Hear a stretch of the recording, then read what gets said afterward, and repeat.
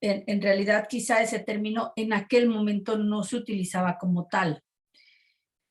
Pero es parte de la historia de las instituciones que son precursoras o precedentes de lo que hoy conocemos como el Estado-Nación. Entonces, si leemos nosotros el pensamiento platónico, si leemos el libro de la República, en los diálogos de Platón, nos vamos a encontrar un pensamiento que habla de esta tradición idealista, de este planteamiento de cómo sería el gobierno ideal, o cómo son los gobiernos ideales.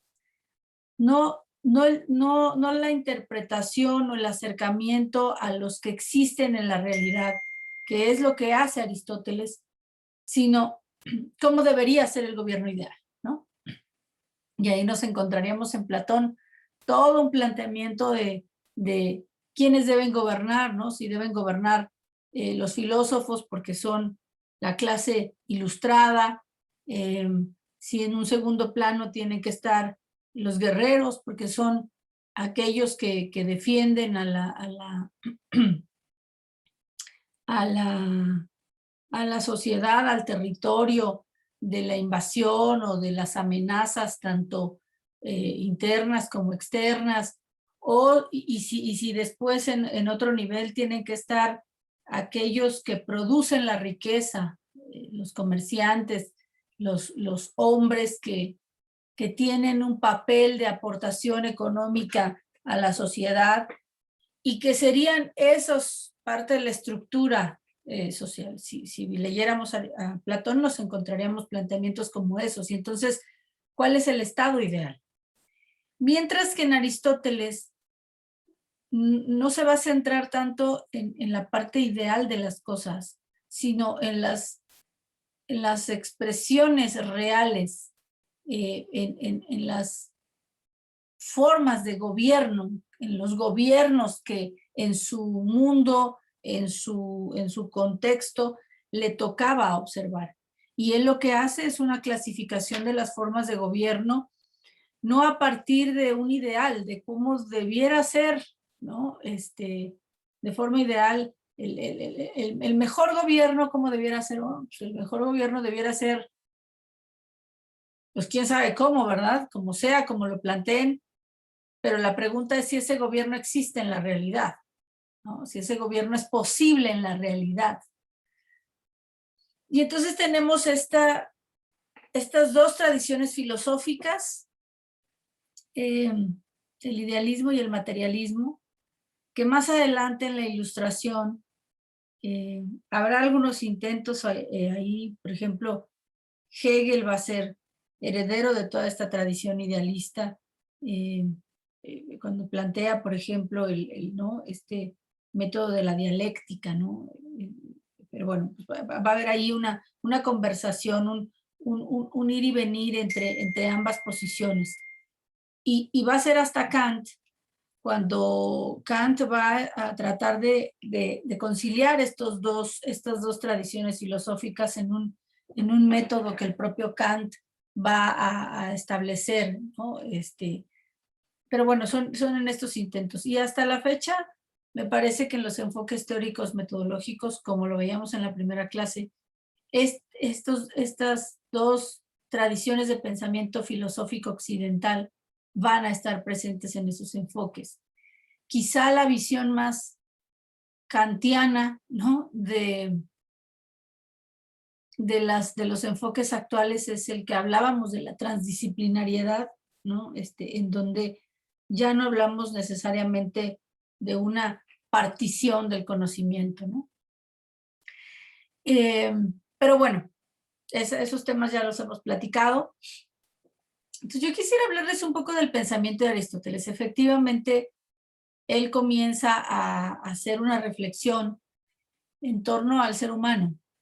Es decir, el centro de atención de su reflexión filosófica va a ser el ser humano, sus características, sus emociones, la forma en la que se comporta, su pensamiento. Y diría Aristóteles en algún momento, y la conformación de su alma, ¿no? En otro libro, que es el libro de la ética, que es un libro, quizá el libro más importante de Aristóteles, eh, Aristóteles plantea que, que el hombre, ¿no? Tiene una capacidad que no tiene ningún otro ser vivo animado. Y esa capacidad es la razón. El ser humano es un ser racional. ¿Qué es la racionalidad? ¿Qué es la razón? Alguien que me quiera decir qué piensa o qué ha leído o qué sabe. ¿Qué es la razón?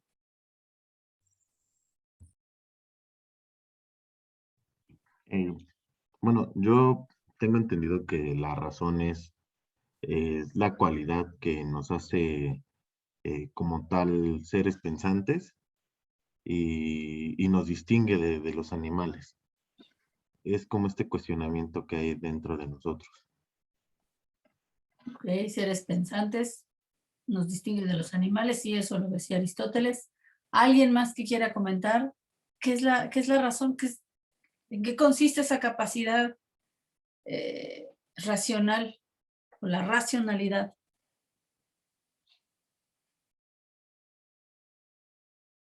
¿No, nadie? A ver, En Héctor. algunos casos decía que también la razón podría ser llenada de egoísmo, ¿no? Entonces es cuando ya el hombre empieza a tener como que ciertas cuestiones de necesidad. ¿Cuestiones de qué? De necesidad. O sea que también igual ya está viendo por su aspecto. Es que algo así había leído, creo que, si no mal recuerdo, creo que en otro lector donde decía que, bueno, este tipo de razón tendría que ser controlada porque también igual podría afectar en ciertos comportamientos el hombre. Bueno, ese planteamiento está muy alejado de lo que decía Aristóteles, ¿no? Y ahorita les explico por qué. Pero a ver, ¿qué nos distingue de los animales? ¿Alguna vez se han puesto a pensar eso? Pues eso de la razón de ver, de percibir nuestra realidad. También la cuestión eso de que nosotros tenemos la palabra para pues comunicarnos. Por ejemplo, ahí menciona que la palabra es, bueno, más bien la voz, era como un factor que puede hacer daño o causar placer. Eso también podría decirse que nos diferencia entre pues, los animales. Ok. Tiene un poco que ver con esto que dice Lisette. Es la capacidad de tener conciencia de nuestra propia existencia. Es decir, la capacidad de comprender que somos seres humanos, de nombrar a través del lenguaje, efectivamente, ¿no? Nuestro lenguaje es un lenguaje complejo, a diferencia, no somos los únicos seres vivos que tienen, o sea, que tienen comunicación entre sí, ¿no? Y que la ejercen. Las hormigas, las abejas, o sea, hay otros seres vivos que tienen incluso métodos medianamente sofisticados de comunicación, pero la forma de comunicación más compleja quizá, bueno, no sé si hay seres de otras dimensiones y esas cosas que tengan otras formas de comunicación, pero de las que conocemos y que tenemos conciencia son de las más complejas. Pero consiste en tener conciencia de nuestra propia existencia, de saber que somos seres humanos y no somos otra cosa. O sea, nosotros tenemos la capacidad de diferenciarnos, ¿no? De las otras cosas y de los otros seres. Pensemos en un perro, ¿no? O sea, ¿por qué un perro le ladra a un gato? O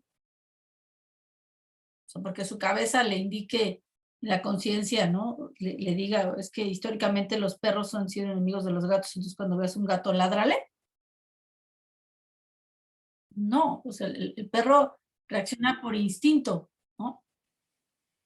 porque hay un ser que tiene un olor diferente, que tiene una constitución, o sea, que tiene una existencia diferente y entonces amenaza su entorno y reacciona por instinto, ¿no?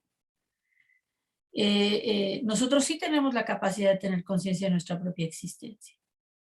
Y esta característica que dice Aristóteles hace que existan diferencias entre los seres humanos.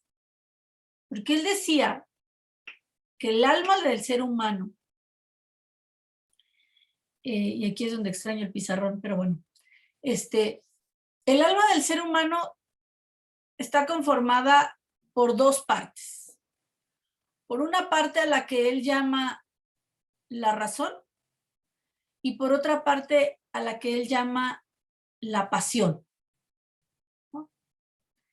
La parte del alma a la que él llama las pasiones son partes que compartimos con otros seres vivos. Por ejemplo, dentro de la parte de la pasión hay una parte que tiene que ver con las necesidades más naturales, más ¿cómo decirlo? Sí, con nuestras necesidades elementales, ¿no? Comer. A ver, una planta que necesita agua, ¿qué hace? Pues extiende sus raíces, ¿no? Es un árbol, extiende sus raíces para ver dónde encuentra el agua que necesita. Y si ese árbol está en la ciudad y en medio del camino de su raíz, donde está buscando agua, se le atraviesan unos cables de la luz o una tubería del drenaje, pues el árbol no se va a poner a pensar de, no, pues por aquí no voy a pasar, mejor voy a rodear el tubo, ¿no? O los cables porque voy a generar un desastre en la ciudad. O sea, eso no pasa con el árbol, ¿no? La raíz del árbol crece y si se rompe una tubería y si se rompe lo que se tenga que romper, se rompe, ¿no? O ustedes pueden ver las plantas cuando las ponen en un lugar en donde, en donde no necesariamente les da la luz directa. Las plantas van a crecer hacia donde está la luz. ¿Por qué? Porque necesitan la luz para vivir. Y entonces uno de repente ya ve como hasta las ramas se van haciendo de lado, porque las hojas de la planta van a tender a ir hacia donde está la luz del sol. ¿Sí? ¿Por qué? Pues porque sin agua o sin luz, pues la planta se muere, ¿no? La planta se muere. Alguna vez veía una muchacha que metió a un baño de esos de oficina donde no hay ventilación y no hay luz natural, una planta, donde aparte donde te salías apagabas la luz y pues no había ni luz artificial, entonces nada más se prendía la luz cuando entraba la gente al baño. Y aquella no atinaba en entender por qué se le había muerto la plantita, ¿no? Entonces yo decía, bueno, pues ya se le olvidó lo que aprendió en la primaria, porque pues las plantas necesitan eso, ¿no? Necesitan luz, necesitan agua, necesitan... Y esa parte la compartimos. Cuando nosotros estamos hambrientos, ¿no? Pues sálvese quien pueda, ¿no? Como sea, conseguimos el alimento, ¿no? O nuestra mente solo va a estar ocupada, nuestra alma, diría en este caso Aristóteles, solo va a estar concentrada en conseguir el alimento. O sea, no va a haber otra cosa dentro de nuestro pensamiento, dentro de nuestra acción, que no sea, tenemos que conseguir alimento. A lo mejor esta parte de estos reality shows que se hacen, ¿no? De esta gente a la que avientan desnuda en una isla ahí, llena de naturaleza y que tienen que sobrevivir una cierta cantidad de días. Y entonces, pues, ¿en qué están ocupados? Pues el día pasa y ellos deben procurar esas necesidades básicas. Tienen que ver qué van a comer, tienen que ver en dónde se van a dormir cuando les caiga la noche y les caiga el sueño, ¿no? Porque no sé si alguien alguna vez ha intentado permanecer despierto por más horas de las que el propio cuerpo aguanta. llega un momento en el que ya no es voluntario, te quedaste dormido y punto, ¿no? Punto. O sea, no es que...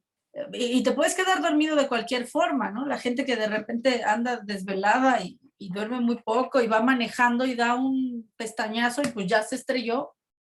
Porque no es un tema, el cuerpo va a buscar dormirse, punto, se acabó, se va a dormir, ya, ¿no? Igual que la planta que rompió la tubería.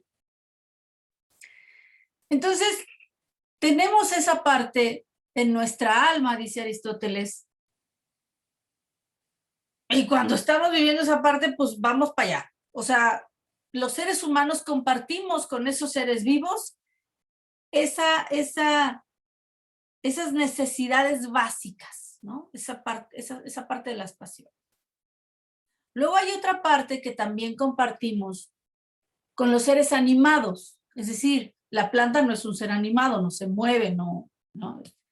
Los seres animados, pues los animales, ¿no? Los animales. Y entonces, ahí vemos que hay presente otro tipo de características, de expresiones, que no necesariamente están relacionadas con estas cuestiones básicas, sino con emociones. A lo mejor, yo les diría, todos hemos visto esos programas de Animal Planet o de ¿cómo se llama el otro? El de National Geographic, o ¿cómo se llama este? Bueno, estos programas donde pasan Animal Planet del mundo animal y cómo se comportan los animales. Y hemos visto cómo los lobos cazan, ¿no? Y entonces se van sobre su presa y en el momento en el que tienen que ir sobre su presa, los lobos o los leones, corre adrenalina por su cuerpo. O sea, su cuerpo necesita segregar esa emoción de furia, esos elementos químicos en su cuerpo. ¿Para qué? Para que sus músculos sean más rápidos, para que su capacidad, su furia sea más fuerte y tenga la fuerza de romperle el cuello al alce o a la cebra o a la víctima esa ya que se encontraron el otro animal y que lo matan. Y cuando se lo están comiendo, uno ve cómo la cara de los leones o la cara de los lobos se mancha toda de sangre, ¿no? O sea, así comemos nosotros. Bueno, hay seres humanos que sí, ¿verdad? Pero y esa es precisamente la reflexión de Aristóteles. Hay un conjunto de emociones que tienen esos seres animados, ¿no? Que lo necesitan además para sobrevivir. O sea, si no segregan esas sustancias y si no viven esa emoción, no van a cazar una cebra nunca. O sea, ni un alce, o sea, se van a quedar con hambre, se van a morir. Entonces, es una parte del alma, diría Aristóteles, que tiene que ver también con estas cuestiones básicas, sí, pero también con un conjunto de emociones, ¿no? El sálvese quien pueda cuando están amenazados y corren como estampida, ¿no? Y en la estampida, pues, hay de aquel que se les atraviesa en la estampida, o sea, aquellos van corriendo para salvar la vida. Y bueno, los seres humanos también no somos que piensen en una muchedumbre que de repente lo vemos mucho bueno, quienes vivan en la Ciudad de México, pues, cuando tiembla, ¿no? A pesar de que dicen no corro, no grito, no empujo, o sea, parece que es al revés, ¿no? Entonces la gente corre, la gente grita y la gente anda empujando porque lo que quiere es salvarse. Entonces, dice Aristóteles, bueno, nosotros compartimos estas dos partes de nuestra alma, tiene eso también. Pero nuestra alma, a diferencia de las plantas o de los seres animados, tiene otra parte, que es la racionalidad. La capacidad de tener conciencia de nuestra propia existencia. La capacidad de reflexionar de manera lógica, que ese es otro de los libros de Aristóteles, y todos ustedes en la preparatoria seguramente tuvieron clases de lógica, ¿no? Premisa A, premisa B, conclusión. O sea, esta complejidad del pensamiento, en donde nos dice Aristóteles, si el hombre ejerce su racionalidad, entonces el hombre tiene un alma dominada por la razón. Pero hay hombres de diversos tipos. No todos los seres humanos, bueno, seres humanos, no hombres, no todos los seres humanos tienen su alma dominada por la razón. Hay seres humanos que tienen su alma dominada por la razón, por la pasión, perdón. Y entonces hay seres humanos a los que vemos comportarse así, como esas raíces de la planta que crecen y crecen y crecen, así como si tuviéramos visión de caballo y solo vamos a conseguir alimento, ¿no? O seres humanos que de repente los vemos dominados por la furia, dominados por el enojo, por la ira, ¿no? Por todas las emociones que pueden vivir o experimentar los seres humanos, y que su alma está dominada por eso. Que en lugar de plantearse, de reflexionar, de ver la realidad y decidir, siguen al instinto. Y entonces su alma está dominada por la pasión. Para Aristóteles, esa sí marca una diferencia entre los seres humanos. Para él sí hay una diferencia clara entre quienes tienen el alma dominada por la razón y quienes tienen el alma dominada por la pasión.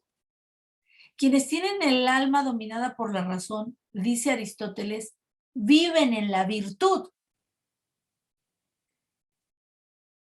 ¿Qué es la virtud? Porque es un término que utiliza mucho Aristóteles en su libro. ¿Alguien se interesó por saber o cómo interpreta Aristóteles la virtud? ¿Qué es la virtud?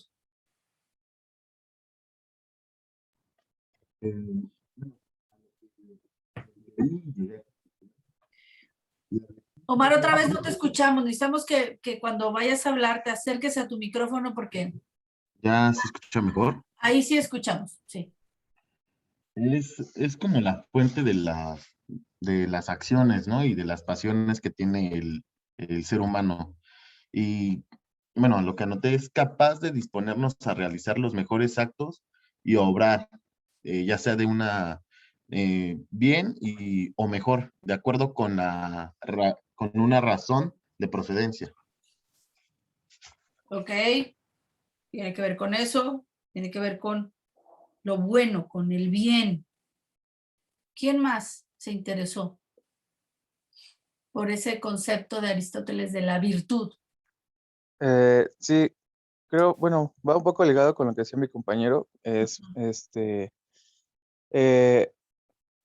son cualidades positivas, según Aristóteles, de una persona y que las exprese, que las manifieste en pro ya sea de la persona misma, ¿no? Como lo que él considera que es una acción, una forma de pensar correcta o buena, pues y quien lo posea, pues es alguien virtuoso. Ok, Es alguien que maneja pues las dos, lo que mencionó, el razonamiento y pues la pasión, ¿no? Para saber qué, pues, no, pues bueno, sí, cuáles Aristóteles son. dice que el hombre virtuoso, su alma está gobernada por la razón. O sea, no está gobernada por la pasión. Y precisamente el hecho de que tu alma esté gobernada por la razón hace que limites las pasiones, que las pasiones no te gobiernen. ¿Sí?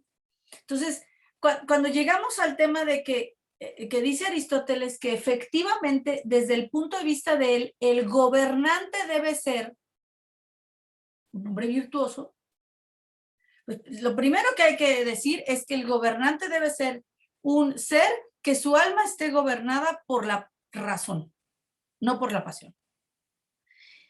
Y debe ser un hombre virtuoso. Para entender que es un hombre virtuoso, debemos saber qué es la virtud.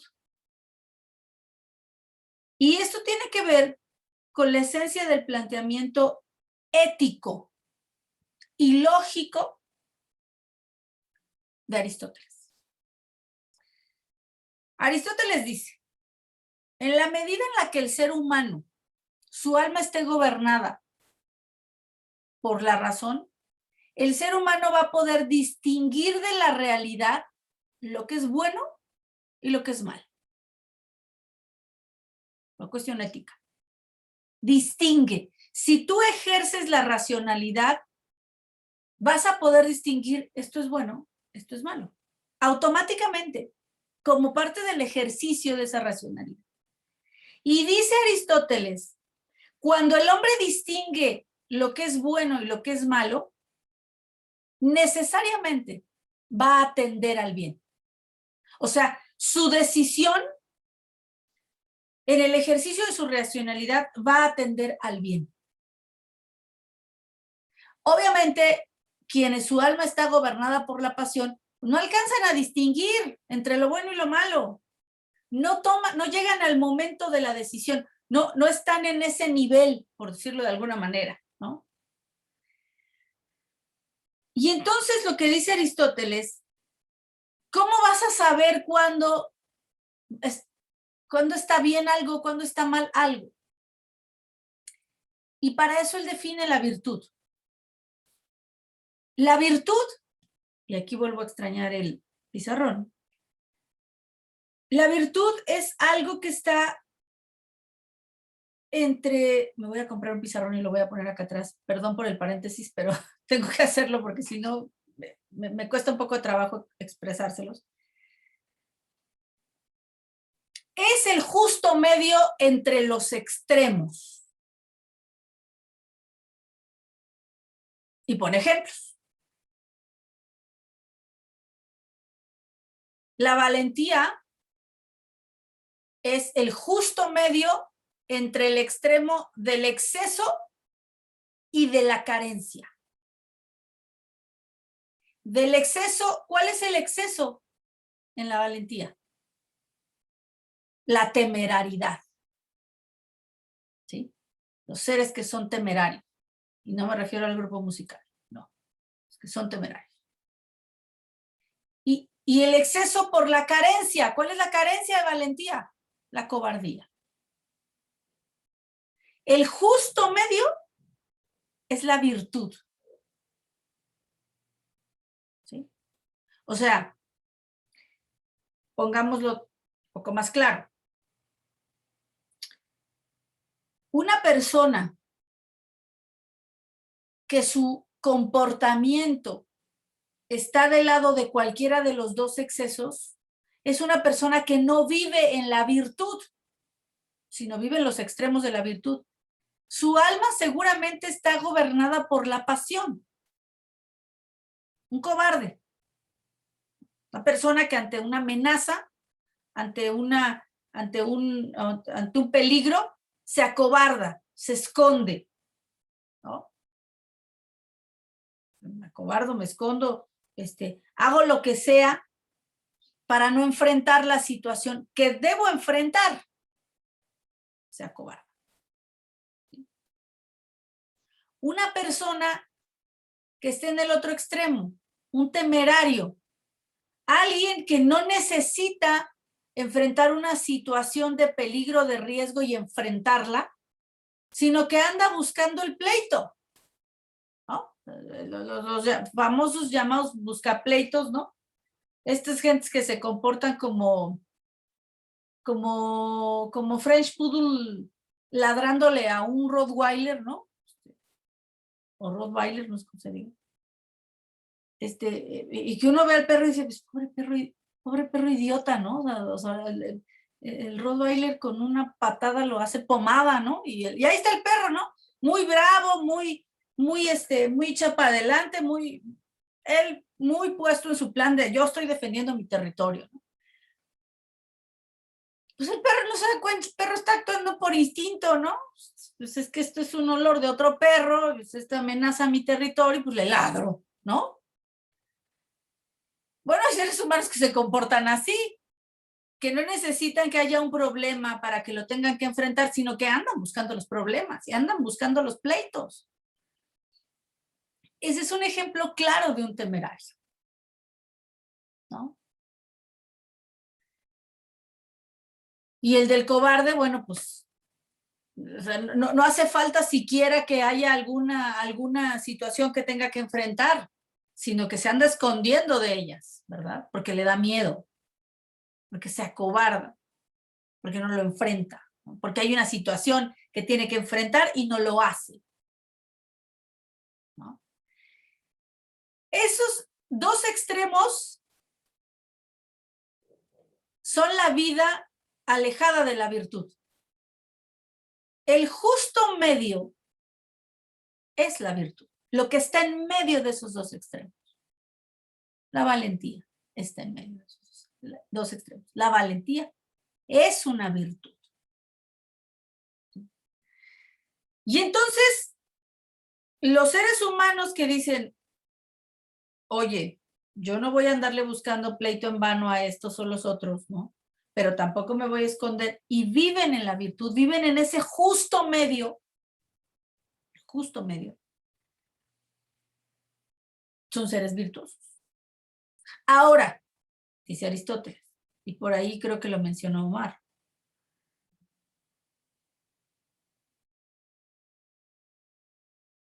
ejercer la virtud, o sea, ¿qué es lo que te lleva a vivir en la virtud? ¿Te lleva a vivir en la virtud imitar a otro? ¿Te lleva a vivir en la virtud querer que se reconozca que vives en la virtud? ¿O te lleva a vivir en la virtud el ejercicio propio de tu racionalidad? Es decir, es una decisión innata a tu persona. Si es una decisión derivada de tu racionalidad, entonces sí es una virtud. Si es una imitación del comportamiento de otros, no es una virtud, porque la práctica de la virtud no te hace virtuoso. Porque el origen de la virtud está está en el alma, no sé dónde está el alma, bueno, está acá. O sea, es una abstracción, ¿no? No sé si está en la mente, en el corazón, una combinación de ambos, o en el hipotálamo, no sé dónde esté el alma, ¿no? Pero ahí, si el origen de esa práctica, de esa acción tendiente a una medianía, a un justo medio, su origen es la capacidad racional del individuo, ese individuo sí vive en la virtud. Porque no importa cuál sea la situación que encuentre, ¿no? Pongamos un ejemplo, esta idea de que la ocasión hace al ladrón. Pues hay gente que puede tener enfrente ocasiones de robar y no roba. ¿Por qué? Porque esa persona no roba, porque esa persona decidió no robar, ¿no? Es una persona que vive alejada de esa idea de que la ocasión hace al ladrón. Es una persona que vive la virtud porque la virtud sale de sí mismo. Sale de su ética, de su capacidad racional. Este planteamiento de Aristóteles de que si tú tienes la capacidad de distinguir entre lo bueno y lo malo, no va a haber manera de que elijas lo malo. Pero puedes imitar a otros en sus actos virtuosos. Pero un acto virtuoso no te convierte en un ser virtuoso, porque la virtud se presenta una y todas las veces. Todas las veces que tú, ¿no? Recuerdo en algún momento cuando, alguna vez hace ya muchos años, hoy que ya no existe eso, ¿verdad? Concursaba yo en una de las plazas que ofertaba en la Administración Pública Federal, y había varios exámenes que hacían. Y la mayoría de la gente se quedaba atorado en un examen que decía uno, o sea, ¿cómo se quedaron atorados en ese, no? Pues era el examen que tenía que ver con, ya no me acuerdo si era la integridad o la honestidad del servidor público, ¿no? O sea, la idea del servicio público. Y alguna vez me tocó hablar con alguien que reprobó ese examen, porque él era una persona brillante, ¿no? Un tipo muy estudiado, con mucha experiencia, y decía que a él le habían, pues que lo habían rebotado por ese examen, ¿no? Que ya tiene un nombre, pero ya no me acuerdo. Y nos pusimos a platicar porque ese examen yo también lo había contestado. Entonces me dice, ahí debe haber una trampa. A mí me preguntaba si yo lo había pasado. Le dije, pues yo sí lo pasé, ¿no? La verdad es que no, o sea, entiendo que esa cosa la contesta uno pues con lo que uno sabe, ¿no? Entonces nos pusimos a escudriñar en el examen. Y el examen era un conjunto de preguntas, ¿no? O sea, ¿qué es más grave? ¿Robarse un lápiz o $1.000.000? Y cuando él me dijo, obviamente, que era más grave robarse $1.000.000, en ese momento caí en cuenta y le dije, no, es lo mismo, es robar. Si tú te robas un lápiz o un clip, es lo mismo que te robes $1.000.000. Porque en ese momento tienes el clip o el lápiz a la mano. El día que tengas el $1.000.000, te vas a robar el $1.000.000. O sea, es la acción.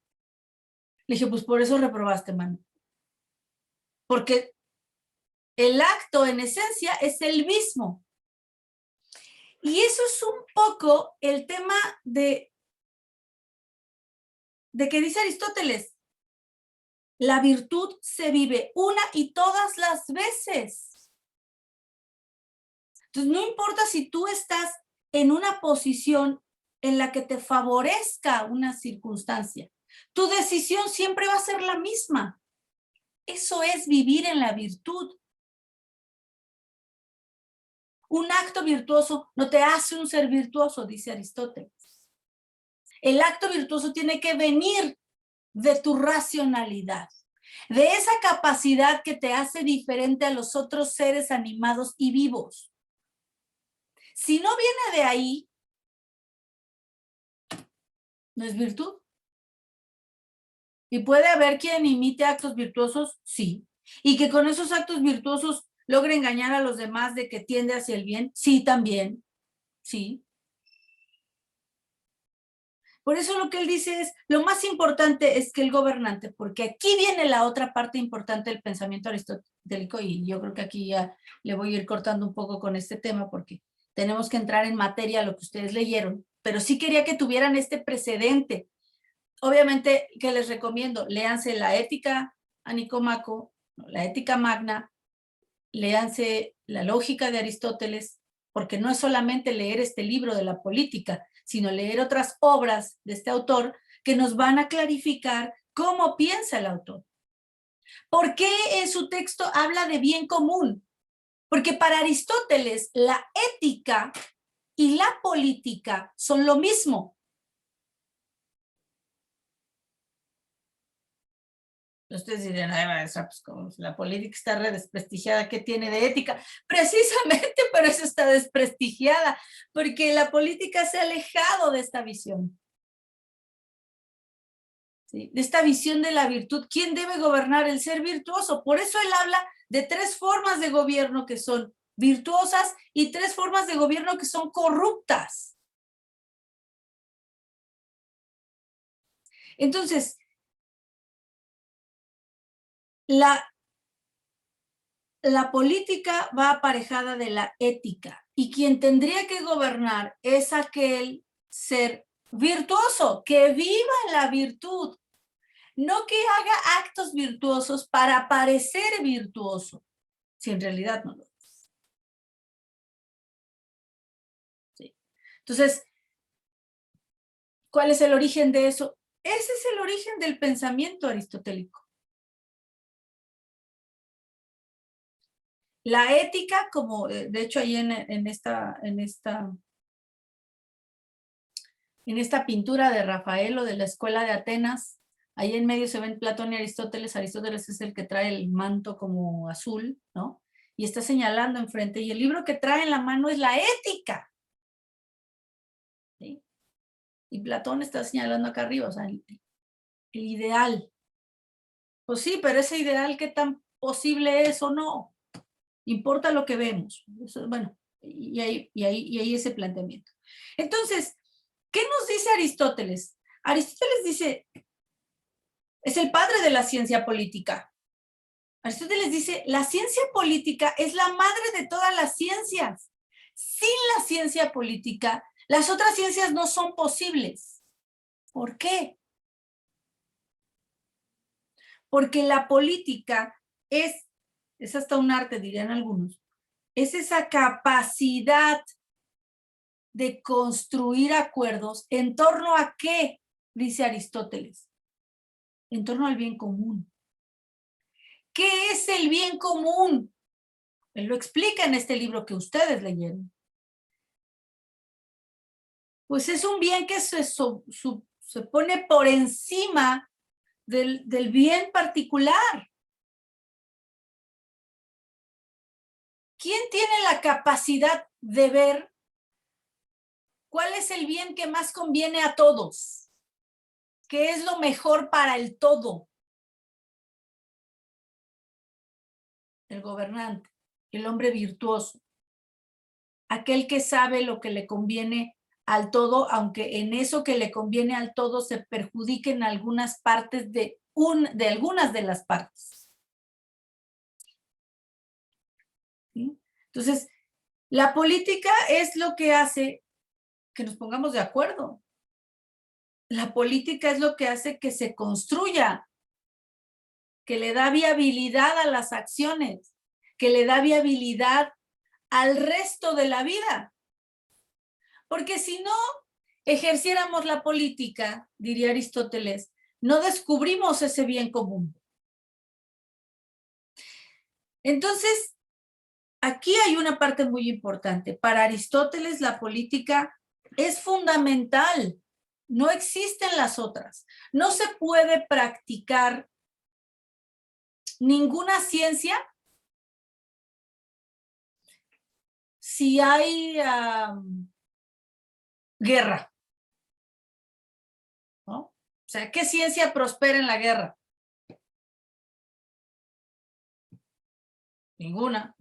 Lo que decía Hobbes, ¿no? Si el hombre es el lobo del hombre, nos estamos matando unos a otros, pues ¿qué te vas a andar ocupando de la astronomía, de la medicina, y a lo mejor la ciencia solo prospera para desarrollar armas más poderosas, más destructivas?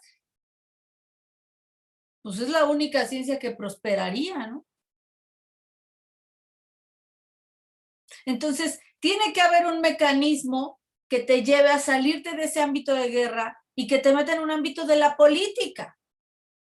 A mí cuando me dicen, es que la política está muy desprestigiada, yo soy una ferviente defensora de la política, porque además de que soy politóloga, ¿no? Pues estudié eso, pues mismo que no voy a defender mi ciencia.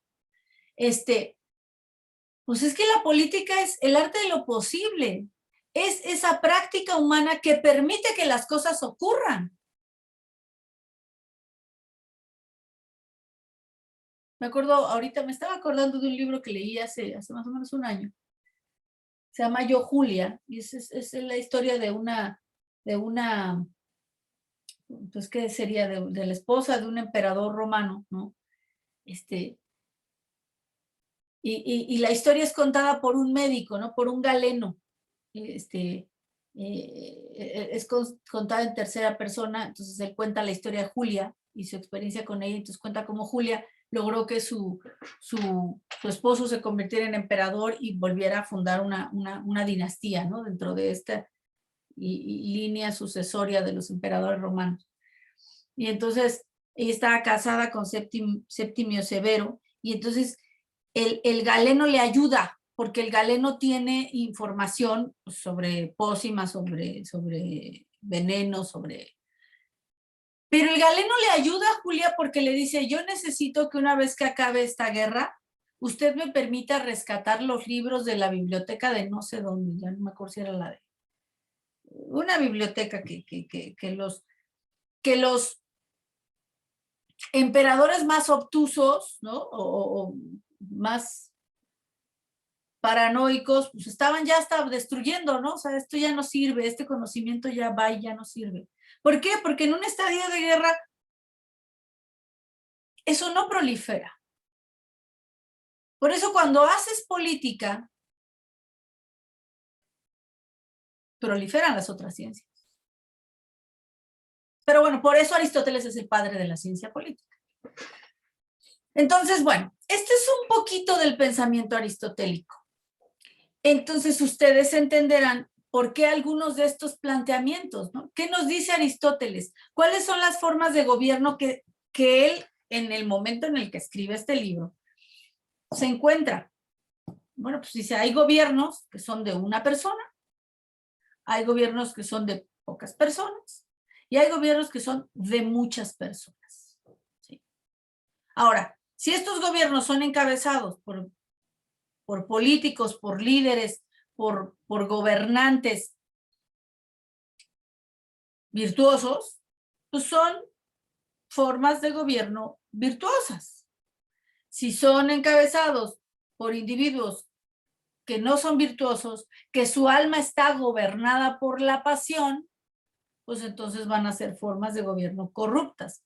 Pero tendrán esta misma lógica, no sé si decirle numérica, ¿no? Porque en realidad no es numérica, sino es más bien como de grupos, como de amplitud de los grupos.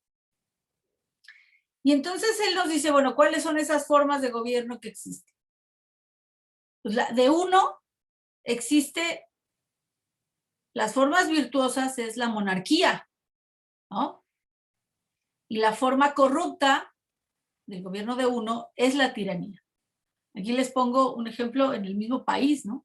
Bueno, o en el mismo reino. El Reino Unido. Está la reina Isabel II, ¿no? Que encabeza este reino, el Reino Unido de la Gran Bretaña, pero encabeza una monarquía constitucional. Una monarquía es un gobierno de uno, pero es una monarquía pues acotada por el parlamento, por algunos checks and balances, ¿no? Contrapesos, etc. Y la foto acá de Enrique VIII, ¿no? Un monarca, un tirano, uno de estos reyes absolutistas, ¿no? Que no tenían ningún tipo de control y que la ley era lo que ellos pensaban, ¿no? O sea, su interpretación era pues, la de ellos.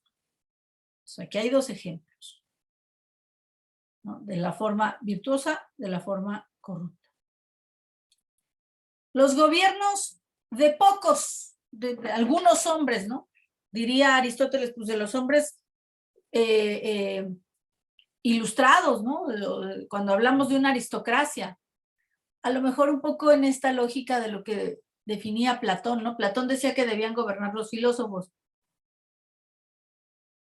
Y el otro día estaba yo en un Twitter Space sobre un space legislativo.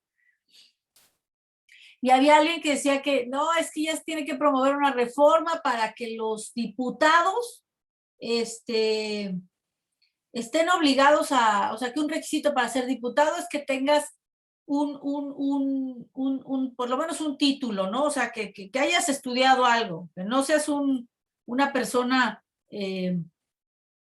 ignorante, pues, ¿no? Entonces, ahí viene un planteamiento, ¿no? O sea, nosotros aspiramos o tenemos, diría yo, tenemos, que está en peligro realmente, pero tenemos una forma de gobierno democrática. Cuando hablas de una forma de gobierno democrática, pues no estás hablando de que solo gobiernen unos cuantos. Es un gobierno de los muchos, como lo describía Aristóteles, ¿no? Entonces, si fuera solo el gobierno de los mejores hombres, porque esta es la concepción de la aristocracia, los mejores hombres, ¿no? Aquellos que son virtuosos, obviamente, ¿no?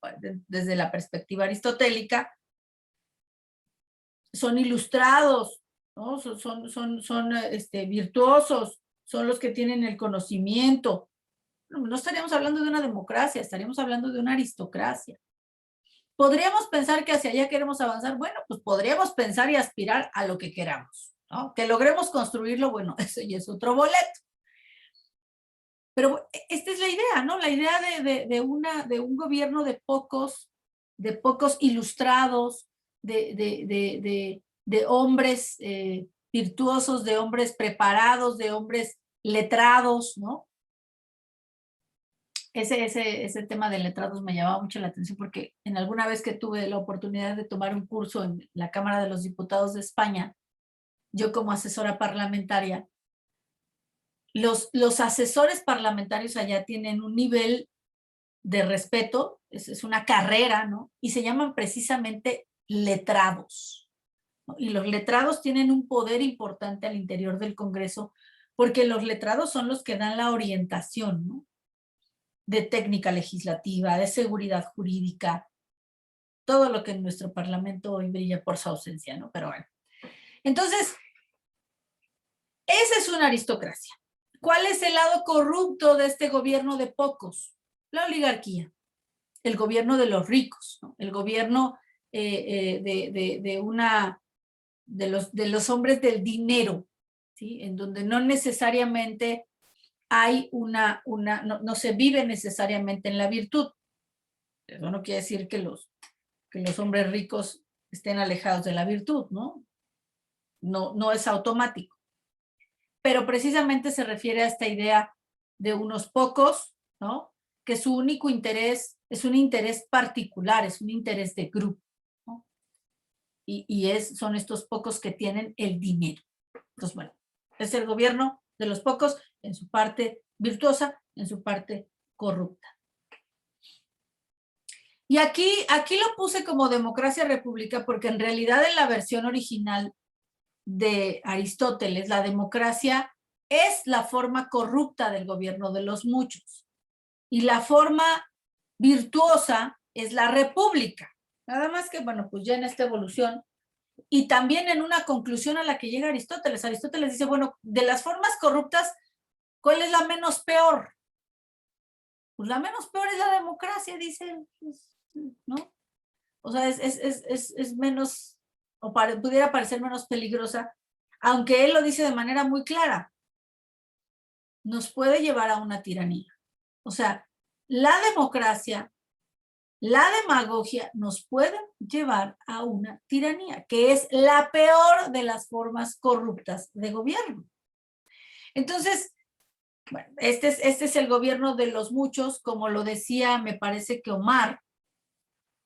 Dice, bueno, pues es que aquí, pues es como misógino Aristóteles, ¿no? Y porque está planteando que en una sociedad basada en la esclavitud, efectivamente, la antigua Grecia era una sociedad esclavista, en donde no todos los seres humanos eran considerados ciudadanos e incluso seres humanos, ¿no?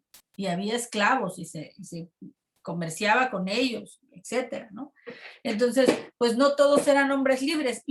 Precisamente esa es la definición que da Aristóteles de república. La república es la forma de gobierno de los hombres libres, ¿sí? De aquellos que son ciudadanos, que tienen una actividad económica sólida en la sociedad, que en ese sentido le aportan a la sociedad, ¿no? Y que son hombres libres. Entonces, pues en esa categoría de hombres libres, pues ahí sí no entraban las mujeres, ahí sí no entraban los esclavos, y entonces pues era una sociedad en la que los hombres libres sí eran muchos, pero no era toda la sociedad. La democracia como él la definía, es el gobierno de todos, ¿no? Los hombres libres y los hombres no libres. Y allí están sus mayores riesgos, lo dice el propio Aristóteles. ¿Por qué? Porque su deformación más grave es precisamente la demagogia, ¿no? Esta demagogia de aquellos grandes discursos, ¿no? De oradores que precisamente acabaron con la democracia de los antiguos, como le llama Norberto Bobbio, ¿no? Acabaron con esa democracia. Fue precisamente la demagogia. Y es la demagogia la que está amenazando a las democracias de los modernos, o sea, las democracias representativas, a las democracias de hoy, las demagogias de los gobiernos populistas, tanto de derecha como de izquierda, porque en realidad yo creo que ya más que decir derecha o izquierda, son extremos y se juntan, ¿no? Entonces, Este es el planteamiento que hace Aristóteles.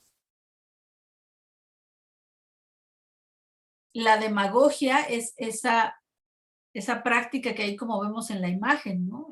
El lobo vestido de oveja, ¿no? Engañando a los otros, o sea, y conquistándolos con sus grandes discursos elocuentes, emocionantes y atrayentes y seductores. Es el fin de la república.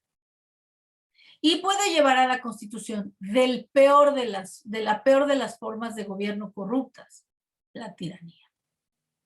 Entonces, me parece que aquí nos da mucha tela de dónde cortar.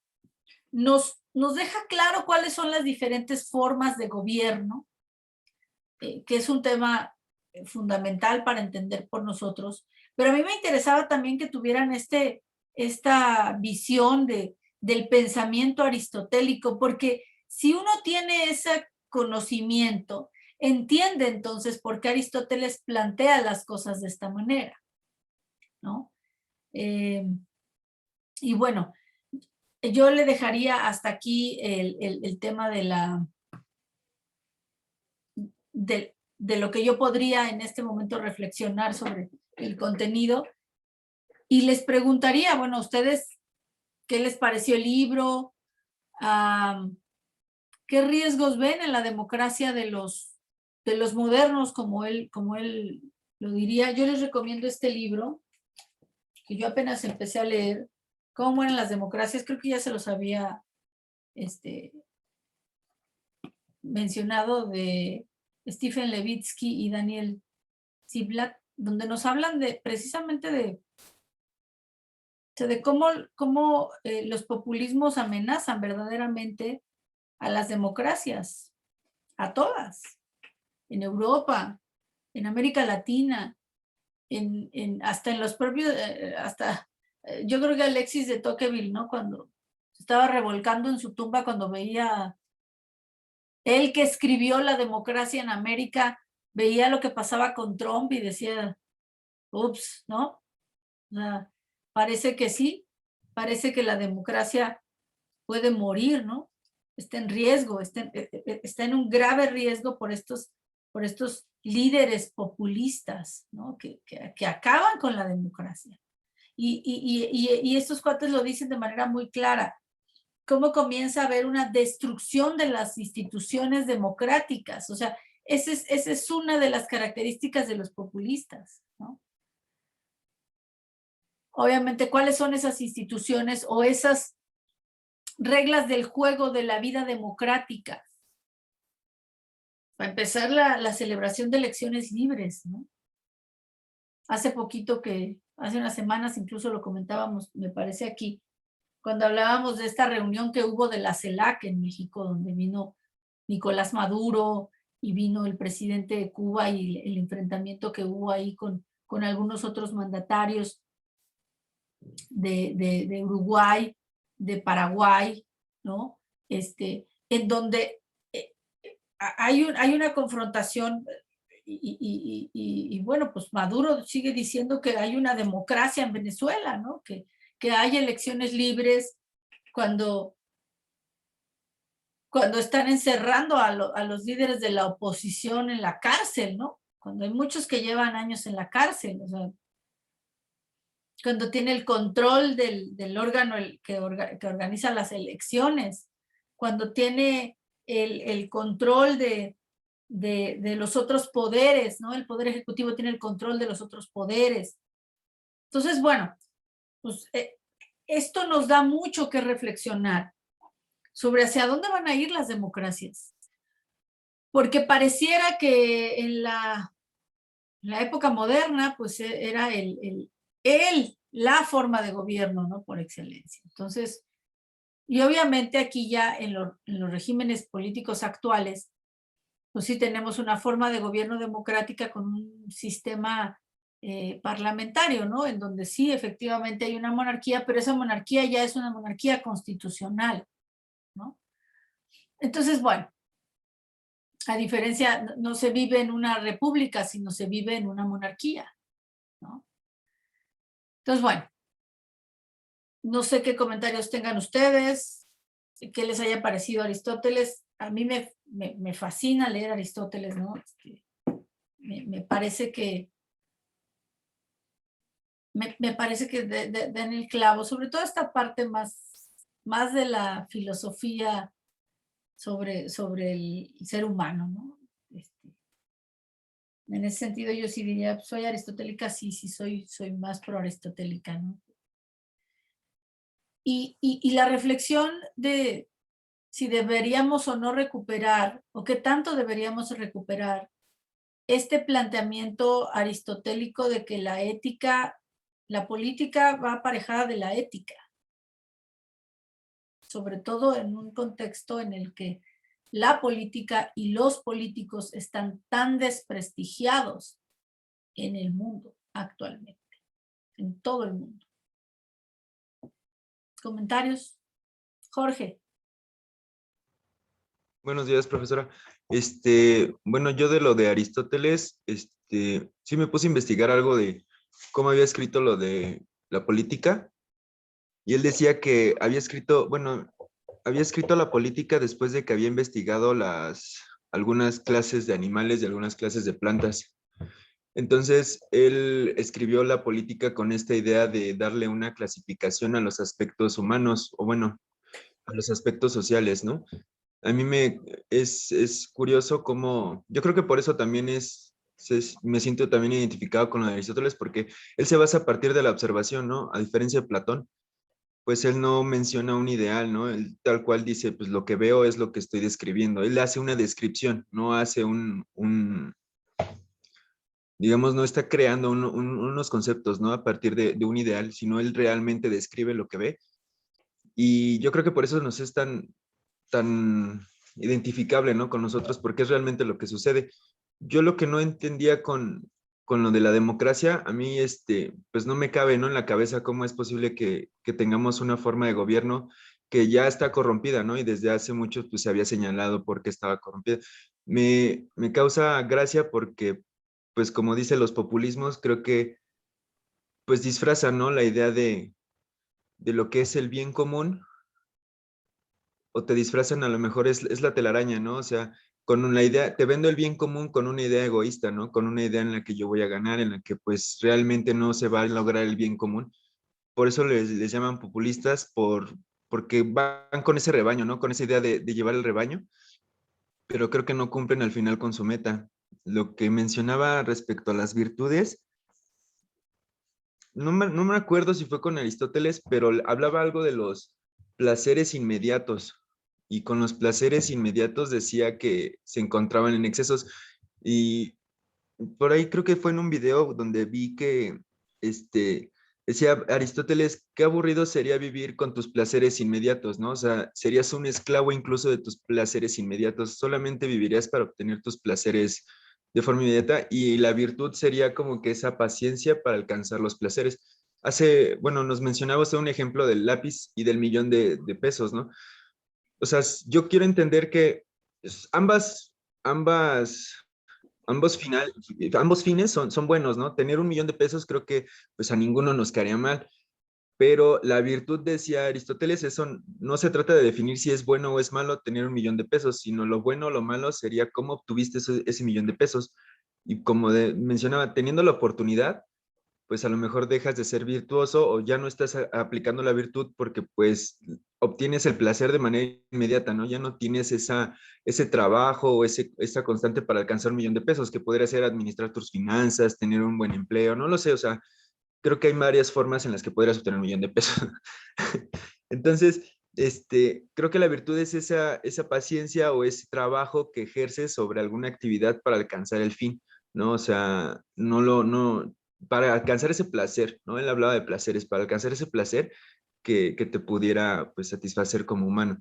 Entonces, y El tema bueno, es que este concepto que yo les hablaba de los seres humanos que tienen el alma dominada por la pasión. O sea, cuando tu alma está dominada por la pasión, pues es eso, está controlada por la pasión. Entonces eres esclavo, ¿no? O presa de tus pasiones. entonces no, los seres humanos que su alma está gobernada por la pasión, ahí viven.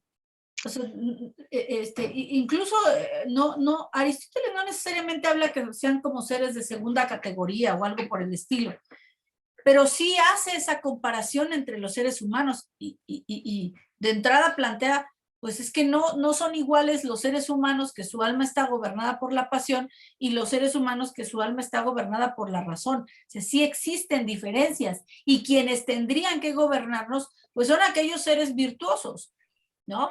Y sobre el tema de si es bueno o no es bueno tener, me parece que Aristóteles no entra a esa definición. Yo lo ponía como un ejemplo, pero lo que él dice es, bueno, si estás en algún exceso, o sea, si estás viviendo en el exceso de carencia, o si estás viviendo en el extremo de la carencia o del exceso, no estás viviendo en la medianía, en el justo medio, en ese justo medio que es como el equilibrio, ¿no? Y en la Ética Magna él explica diversas virtudes, ¿no? O sea, la virtud de la templanza, la virtud de la valentía, y va explicando virtud por virtud el justo medio de qué extremos es, ¿no? Pero no sé si habías terminado, Jorge, ¿verdad? Era Jorge quien estaba. Sí. Ajá. Pero, no, sí, profe, de hecho, pues solamente mencionar eso, el análisis que él hace de a lo mejor mediar todas este tipo de pasiones. Yo creo que entonces la pasión es ser esclavo, ¿no? De ese placer inmediato, ¿no? En el que pues no puedes caer en otro aspecto porque no, solo estás buscando tu placer de forma inmediata, no estás cayendo a lo mejor, como dicen, en el medio, ¿no? Solamente caes en el exceso de obtener nuevamente tu satisfacción de ese placer. Entonces es curioso cómo menciona. Yo creo que sí, bueno, honestamente me hace falta leer lo de ética. No sabía que había más libros de ética. Yo nada más había escuchado de la ética nicomaquea, pero creo que ni siquiera, ahorita que nos mencionó los libros, sí, es interesante, ¿no? Analizar sobre todo las conductas, ¿no? Yo estaba viendo en otra clase que la intención no es analizar la política, se llama pensamiento político, no es analizar la política, sino darse cuenta que se trata de conductas, o sea, analizar las conductas que tiene tanto el humano como individuo como en sociedad, ¿no? Y también hablaba Aristóteles de la ética y la política, por eso son uno con otro, ¿no? Porque la ética es el fin del individuo, o sea, como de su existencia, digamos así, pero como individual, de forma individual, ¿no? Y la política tendría que ser como su comportamiento ya en comunidad, ¿no? Porque él, como mencionaban, bueno, mis compañeros, sobre todo Lisette, me quedó mucho esta jerarquía, ¿no? Que él describe en las comunidades, o bueno, en el humano, pues como a través, primero, una vez que el individuo, yo creo que cumple con la ética, pues ya puede cumplir con la familia, ya cumple con estos roles de comunidad, ya cumple con los roles de ciudad, y cómo nos va dando jerarquías y explicando, ¿no? Los va desmenuzando, explicando que el individuo en sí solo no podría subsistir, ¿no? Yo también entendí esto que el individuo no es bueno, la relación que hace social es con un fin, porque él no es independiente, bueno, no lo puede lograr por sí mismo. Entonces, en el momento en que... Son políticos, ¿no? Exacto. Aparte, esa es la frase que está escrita en el escudo de nuestra facultad, ¿no? Somos los animales políticos. No, la historia de Robinson Crusoe, pues no es real, ¿no? O sea, los seres humanos nacemos como seres sociales desde la primera vez desde antes que veamos la luz, ya somos seres sociales, ¿no? De entrada necesitamos una madre que nos traiga al mundo, y ahí ya hay un vínculo social, más que Sí, no familiar. somos independientes. Entonces, no existe esa idea de el hombre solo, el hombre que no vive en sociedad. Entonces, es necesario que el hombre se ponga de acuerdo para ver cómo va a vivir en esa sociedad, ¿no? Porque la cualidad social, con esa nacemos. Por eso les decía yo, para los científicos sociales es fundamental leer un texto como este de Aristóteles, ¿no? Y muchos otros, digo, lo que leímos de Hobbes. O sea, son textos que nos van orientando hacia un pensamiento político, ¿no? Y cómo conciben, ¿no? el tema del Estado. en particular. No sé si alguien más quiere hacer algún comentario. Sí, yo solo, pues, expresar que me pareció interesante, bastante interesante que Aristóteles le dé una importancia, podría decirle, mayor a los bienes interiores del individuo que a los bienes exteriores, ¿no?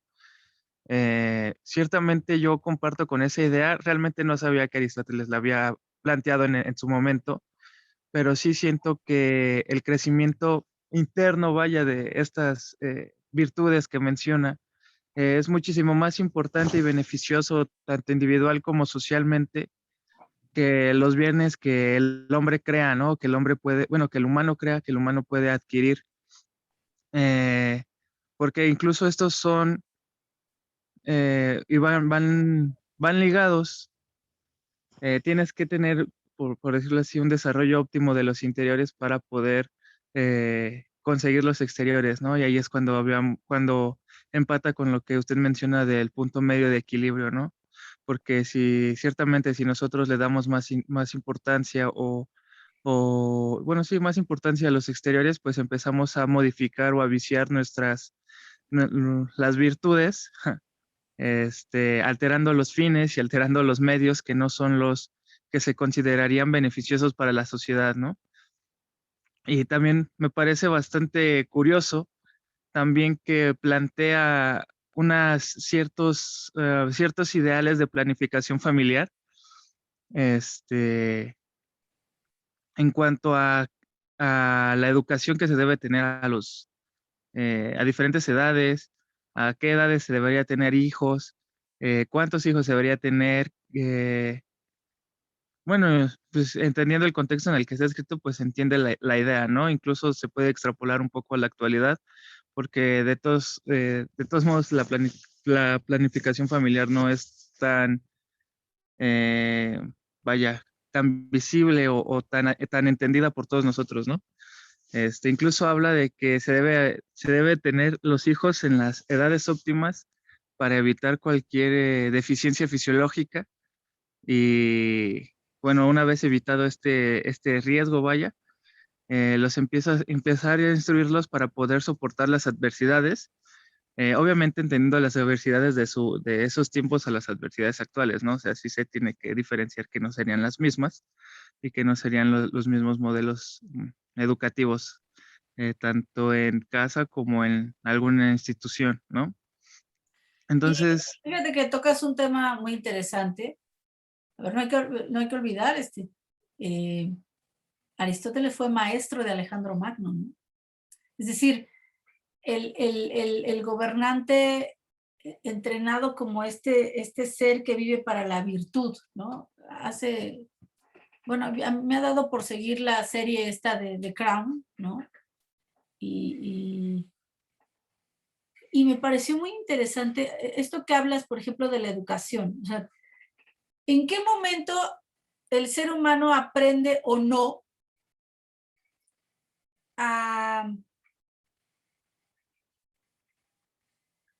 cultivar la racionalidad, a ejercer la razón, ¿no?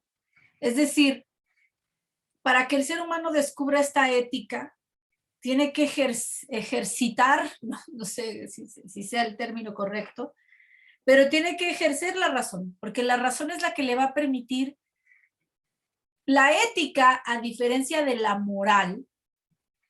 La ética nace del individuo, es decir, es una autoimposición del individuo.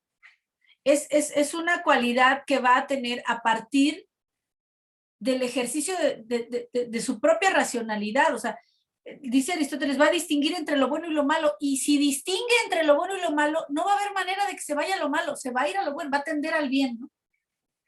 Una visión, algunos podrían decir como romántica del ser humano, pero el tema es, si no se enseña al individuo, hoy que tanto, en estos días que nuestra casa de estudios fue, o se refirieron a ella como una universidad que se volvió individualista, que lo dijo el presidente de la República, yo creo que no es una declaración que los universitarios debamos pasarla de largo.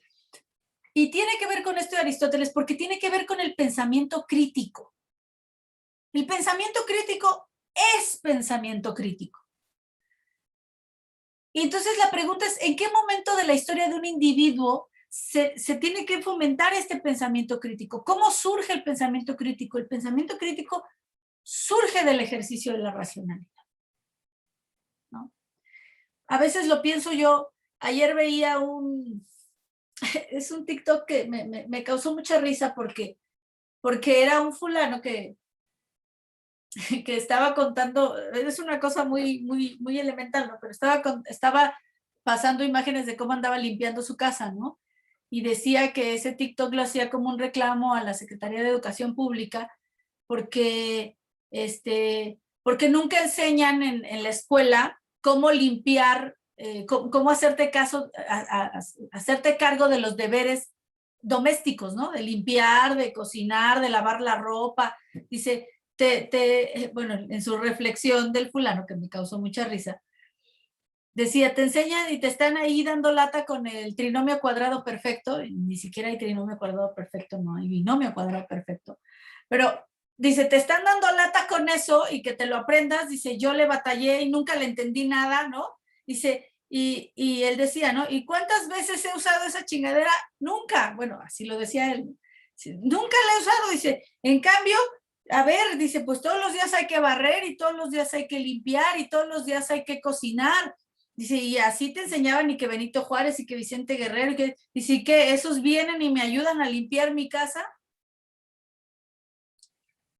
Y pensaba yo en lo elemental del mensaje de esta persona, ¿no? Uno podría pensar, bueno, pues es que eso teóricamente tendrían que enseñártelo en tu casa. ¿Qué tiene que hacer la escuela enseñando eso? Pues la escuela en muchos lugares, en donde los sistemas educativos son exitosos, eso es lo primero que enseñan. En los países nórdicos hay materias para que los alumnos aprendan a cocinar, a hacer su comida y a cocinar comida sana, comida saludable para ellos, ¿no? Y sí, y también les enseñan deberes del hogar a todos los alumnos. En Japón, los primeros años en el sistema educativo, en lo que nosotros llamaríamos preprimaria o kinder y demás, no les enseñan matemáticas, no les enseñan a escribir o a leer, les enseñan convivencia social, respeto del otro. O sea, es una enseñanza de valores. Al final de cuentas es una enseñanza de virtudes. Acá lo más cercano que tenemos de la enseñanza de virtudes, pues es que nos mandan al catecismo, los que nacimos en una familia católica, pues ahí te mandan al catecismo y te enseñan lo que Diosito dice que es bueno y Diosito dice que es malo, y entonces ahí creces como niño y dices, no, pues yo no quiero ser malo, ¿no? Porque me voy a ir al infierno y me voy a encontrar allá con el meritito demonio, ¿no? Con el diablo. Entonces, esa es una pregunta interesante, porque al final de cuentas, obviamente hay una parte natural, que el ser humano nazca con una capacidad cerebral distinta, ¿no? A ver, hay personas que desde que nacen tienen algunas deficiencias de ciertas sustancias en su cerebro que les hacen tener enfermedades como la esquizofrenia o como la epilepsia, y ahí no hay más, o sea, ahí hay una razón natural donde el funcionamiento del cerebro de este individuo es diferente al de este otro, ¿no? Para empezar. Entonces, pero fuera de eso, digamos que el ser humano nace, pues, nace sin ningún aprendizaje y como para absorber todos los aprendizajes. La pregunta es, ¿qué tanto se promueve el aprendizaje del pensamiento crítico desde que naces? ¿Qué tanto se aprende qué tanto enseñamos en nuestra sociedad, tanto a nivel del sistema educativo como a nivel de familiar, el ejercicio de la razón. O sea, empezamos a hablar de eso. Digo, hablamos de lógica y conjuntos en la secundaria, o bueno, ya no sé si ya cambiaron los programas de estudio, pero yo lo veía en la secundaria, ¿no? Eso es lógica. Empezamos a ver lógica en ese momento. Sí, empezamos a ver matemáticas antes, que es pensamiento abstracto. Pero este asunto de reflexionar.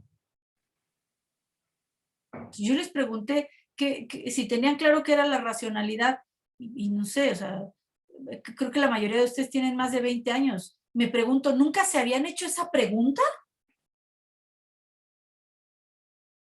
¿Nunca se habían preguntado qué nos hace diferentes de los animales, de las plantas? O sea, en nuestra vida no hubo un momento en el que nos detuviéramos a pensar.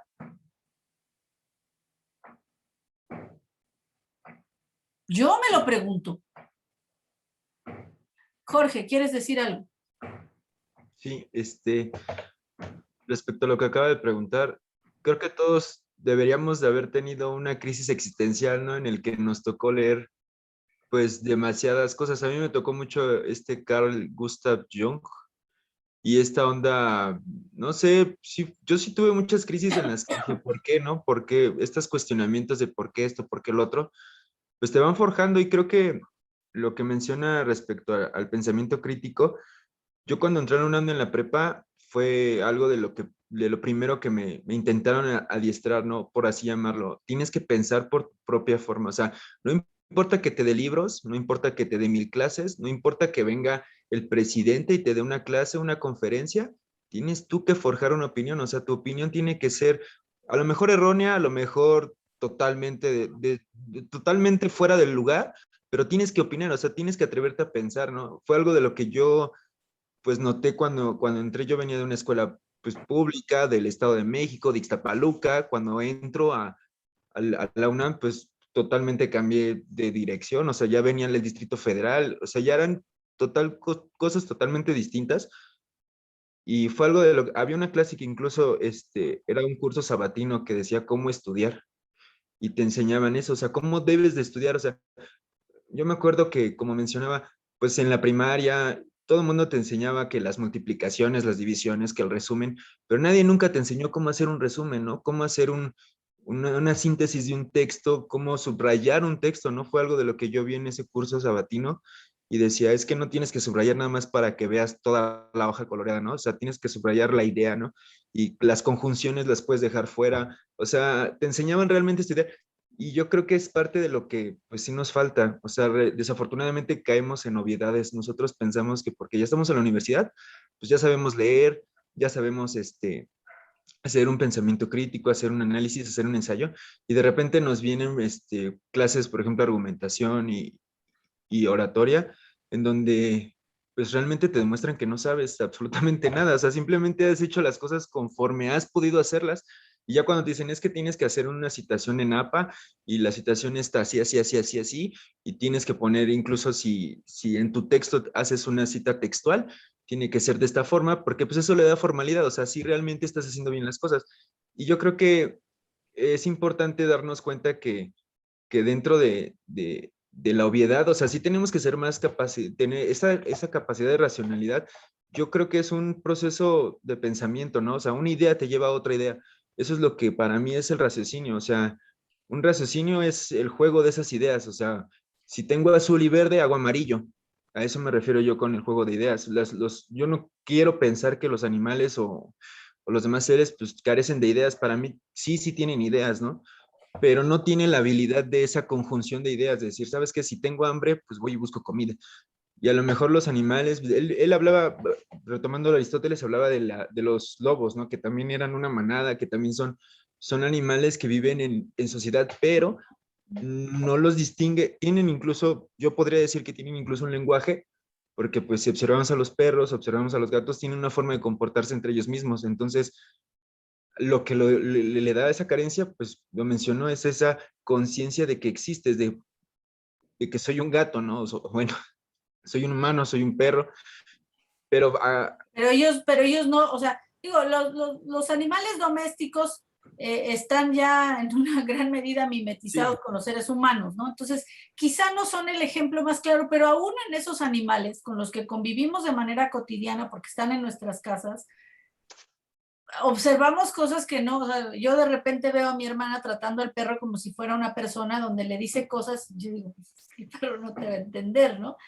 O sea, y si hay una parte que el perro entiende porque es aprendida, o sea, el perro aprendió, el perro de repetición por repetición por repetición, aprendió ciertas cosas, pero no es que el perro reflexione, ¿no? Sobre si sí o si no, es su instinto y un aprendizaje de repetición y repetición y repetición. Aquí el tema no es de repetición, y por eso yo les insisto mucho en que lean. En algunos cursos de verdad para mí ha sido, he tenido alumnos que no leen nada, ¿no? Entonces les digo, oigan, ¿y si yo vengo y les invento algo? O sea, a ver, si les estoy inventando todo esto de Aristóteles, yo me lo inventé en la mañana, me levanté y dije, ahora les voy a aventar un chorro a mis alumnos y les digo esto. Y no hay nadie que me diga, oiga, está usted diciendo puras estupideces. Eso que dice no es lo que dice el autor. O sea, quisiera encontrarme alumnos que me cuestionaran a ese nivel, ¿no? Obviamente, bueno, pues a ver, no voy a hacer eso porque mi ética no me lo permite como profesora, ¿no? Yo no puedo venir y decirles o inventarles cosas que no necesariamente estén en los textos.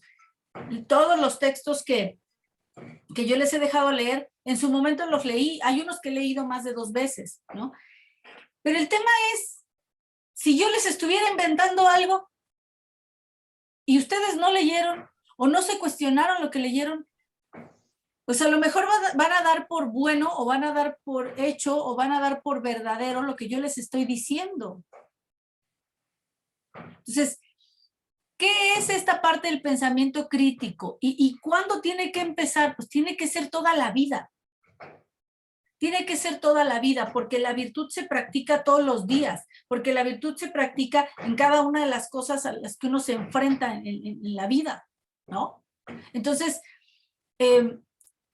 aquí el tema es, ¿desde cuándo debe empezar esa enseñanza de la reflexión personal? Y obviamente, yo coincido con Aristóteles, o sea, el entrenamiento de la razón, ¿no?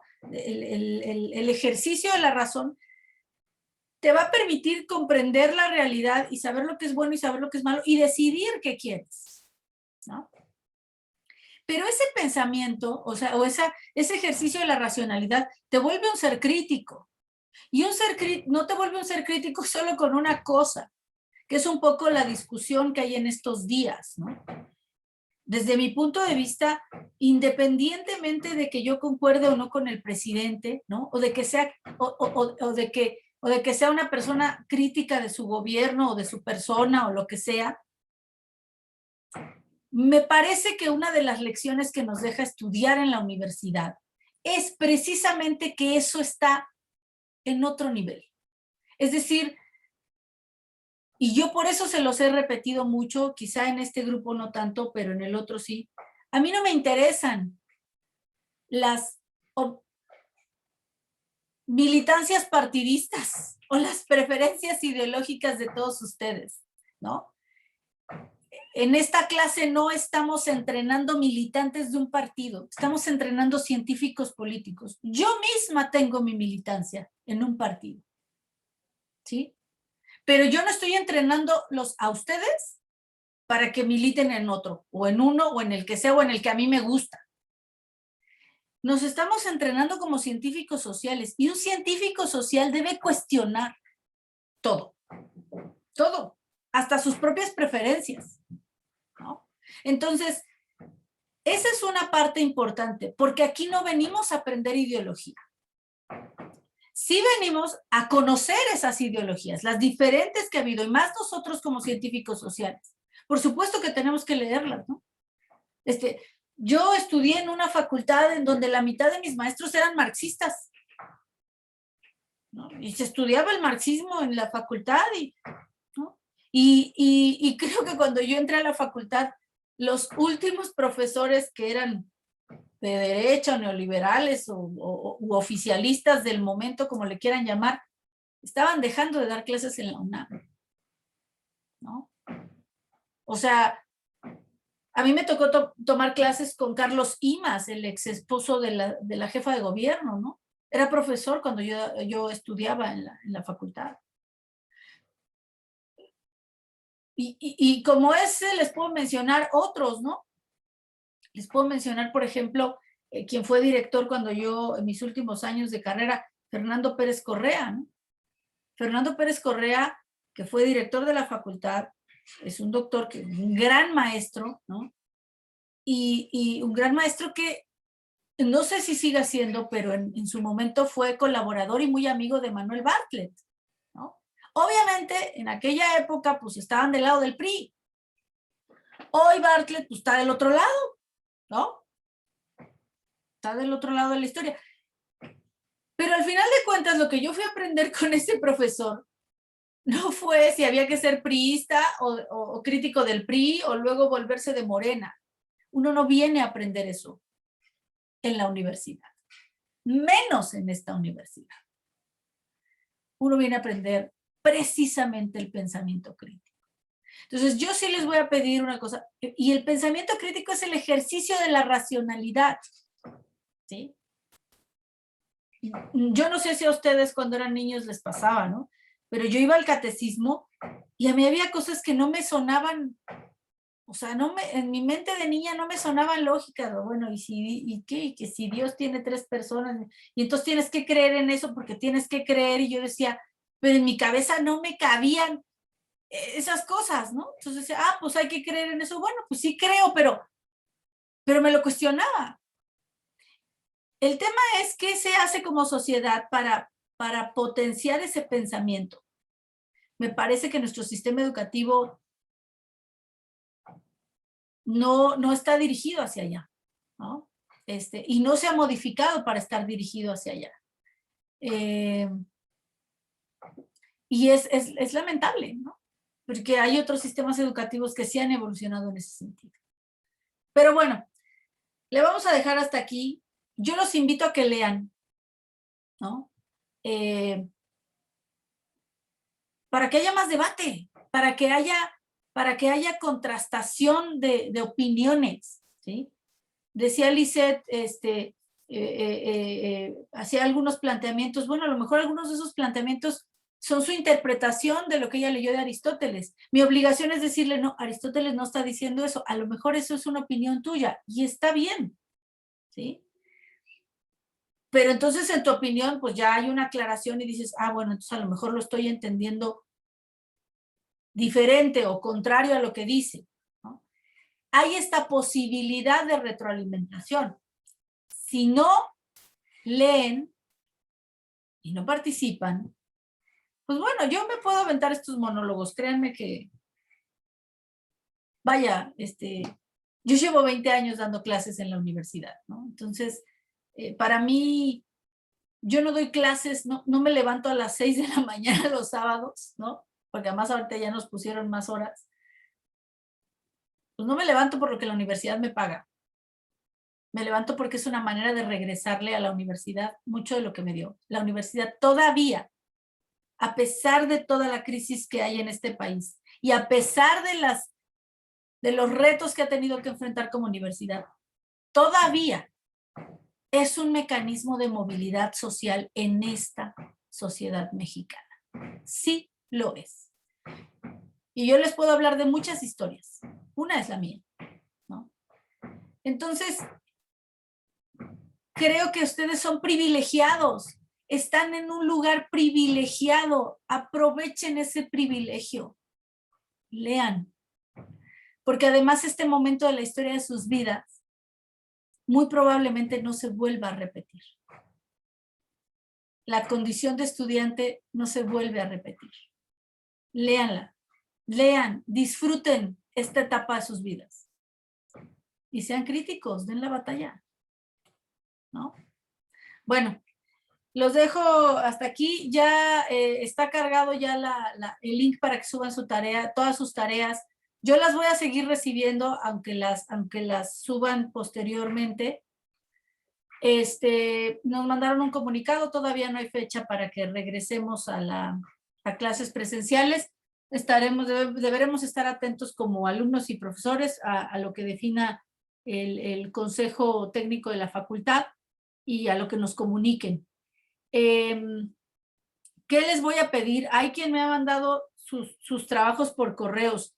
Miren, entre el spam y otros correos de mi trabajo y otros correos X, recibo muchos correos. Si se me pierden sus trabajos en mi correo y no se los califico y no se los tomo en cuenta, no es mi responsabilidad.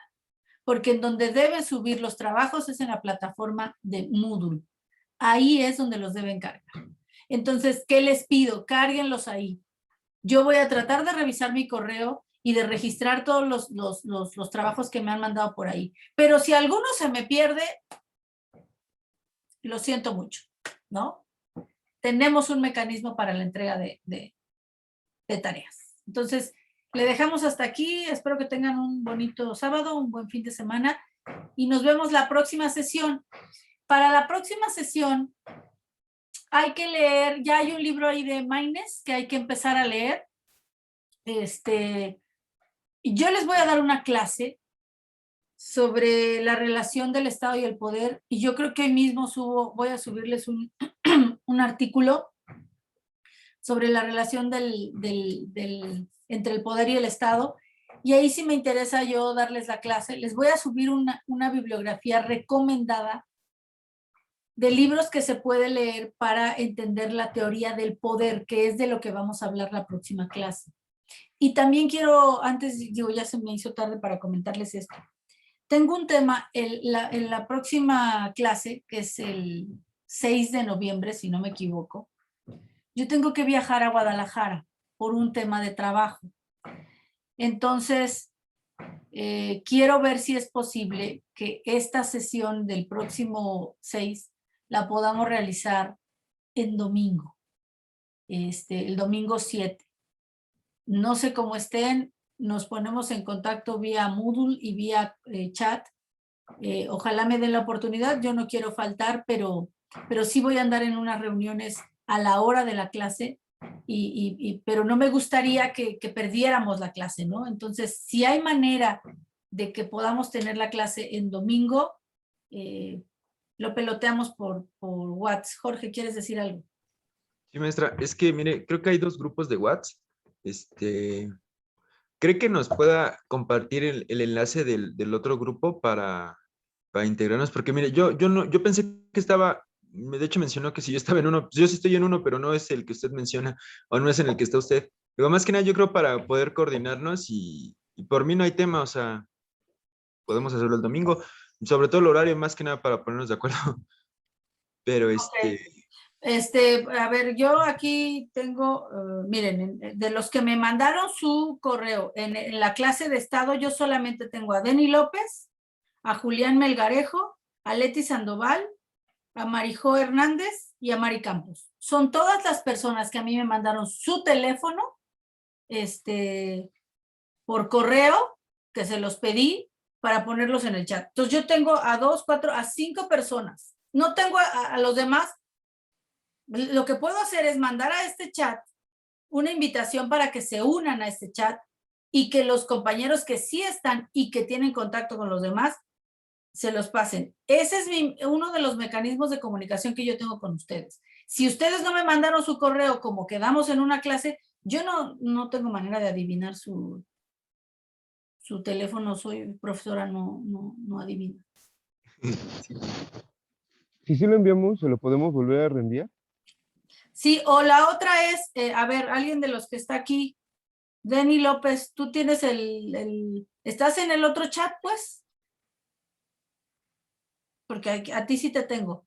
A Denny, a Julián. Yo sí, maestra, estoy en el otro grupo donde está usted. Ah, bueno, María Joaquina, entonces vamos a hacer esto. Voy a mandar un enlace a este chat donde están 5 compañeros para que se unan ustedes. Yo te pediría el gran favor de que me ayudaras a compartirlo con los demás compañeros para que ustedes mismos se metan al chat, ¿no? ¿Y no lo puede agregar en Moodle? Ok, voy a agregarlo en Moodle. Ok, ahí lo agrego y entonces ahí ustedes ya, voy a subir ese link y voy a poner link para chat de WhatsApp y ya ustedes entran. Ok, profesora. ¿Sale? Gracias.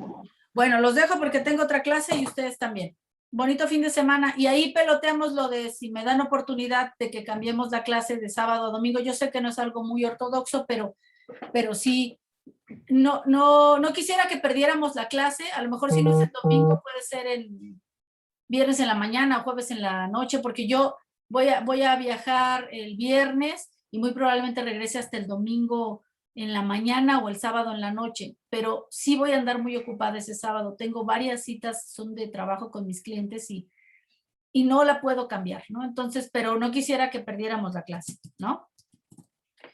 Entonces, lo comentamos por WhatsApp y les mando el link por Moodle. Sí, está bien. Gracias. Gracias. Gracias, Yo profesora. lo pongo en el WhatsApp. Que estén bien, buen fin de semana, hasta luego. Hasta luego, profesor.